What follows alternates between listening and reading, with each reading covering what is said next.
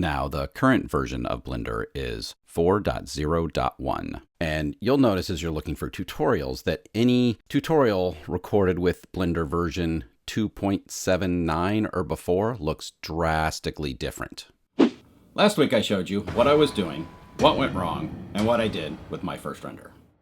So I was using this tutorial from Little Web Hut, which was recorded on Blender version 2.64. Now, that wasn't a big deal for me at the time because I was on 2.79, and there wasn't much difference in the functionality of those two versions. But with any version of Blender after 2.79, Blender is drastically different. Let me show you. At first glance, the different versions of Blender have a same but different feel. Now, a lot of times you can get by using a tutorial using an older version of Blender, but just know if you're starting out, it might become difficult and frustrating. But this tutorial isn't about the different versions of Blender. This is about what I'd do today if I was going to attempt my first render.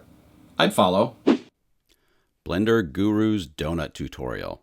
Now, this is by far the gold standard of tutorials. It's a 16-part series, which may seem long, but there's a lot to learn, and it's free.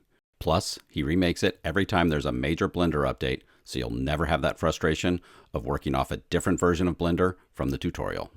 Now, over the course of this tutorial, you're going to learn stuff that I didn't touch on for years.